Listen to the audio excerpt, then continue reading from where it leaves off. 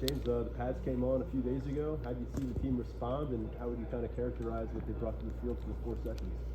Yeah, I think pretty good. I think the young guys aren't as physical right now as I think they need to be because they're thinking. But overall, I've liked how we practiced. As you guys know, kind of talked about this in the press conference a little bit, but we got some guys that are limited. Which I wish we had everybody out here healthy, flying around. But overall, it's been good. Obviously we scrimmaged a little bit this past Saturday. It'll be interesting to see the step we take from the first live day to the second live day to see if we can play faster and more aggressive. Something that's very noticeable compared to last spring is the numbers on the offensive line. I mean, it was a struggle last year. It seems like that's an abundance of bodies over there now. How does that change what you can accomplish here in March and April? And ultimately, what does it mean for your roster this fall? I think it helps. The issue is, the challenge is you get the numbers at no line and then you're limited with numbers at other places. We haven't really had a year, I don't know if anybody does, where you got the right amount of numbers at every single position. But for that group and for the D-line, I think it's been a real positive. There's really good competition.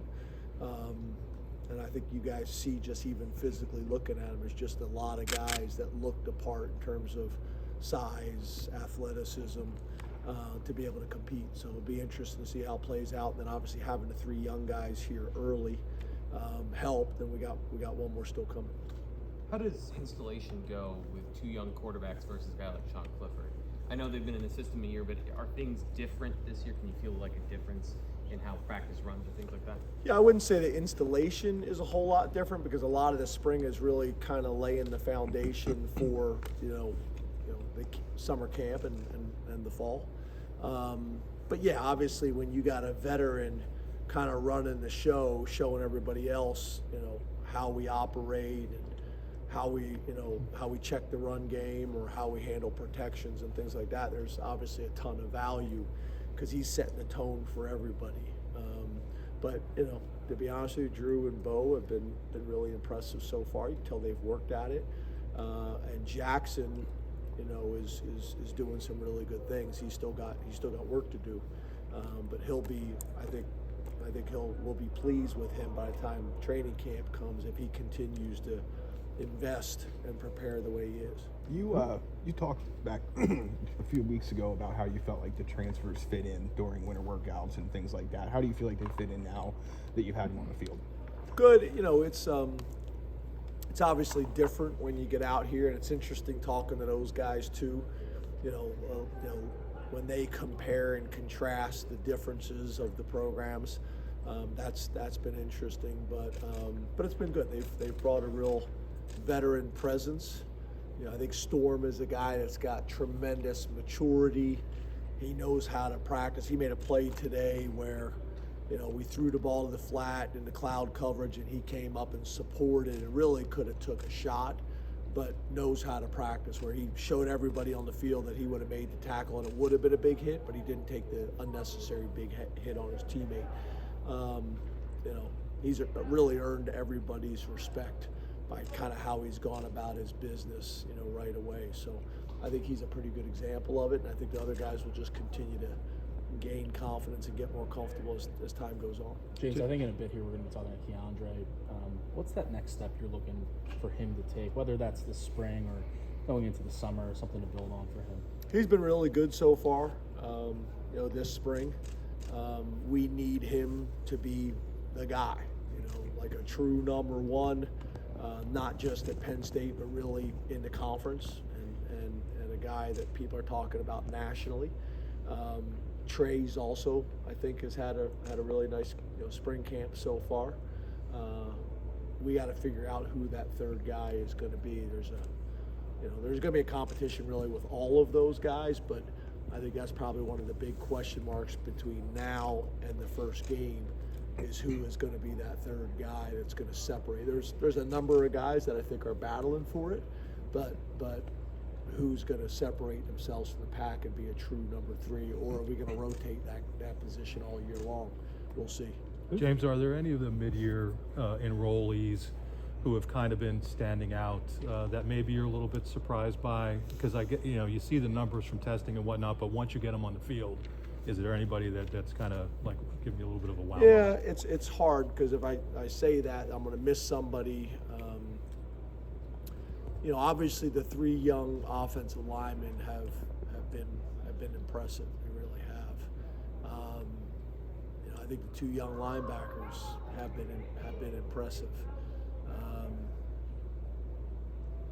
Elliott Washington had a play yesterday that I showed the entire team that was really impressive from a competitive standpoint. So, there's examples, but it's still kind of early to tell, and we'll see how this whole thing plays out. But I'll have a better idea of that come the later part of spring ball. Who's filled the vocal leader role that Sean kind of picks up now? Yeah, to me, one of the things we've talked about a lot is you're not really going to replace. We had a couple 6-year guys, we had a couple multiple-year captains. Leadership is not going to look the same every single year, and especially when you're replacing a guy like PJ, and you're replacing a guy like Tig, and you're replacing a guy like Sean, who were in that role for a long time. You're not going to replace that with like 1 or 2 guys. It's probably going to be more leadership by committee, and I think we can still have just as good leadership, but it's going to look different than it did last year. I guess James, on what has stood out about Malik McLean since you've seen him take the practice field? Yeah, obviously he's big, he's strong, he's fast, he's competitive. He's been very competitive in winter workouts. He's been very competitive out here. Those are the things that have stood out at this stage. As I think he gets more comfortable, he'll have a chance to take the next step. But just his combination of speed, size, and competitiveness is probably the thing that jumps out.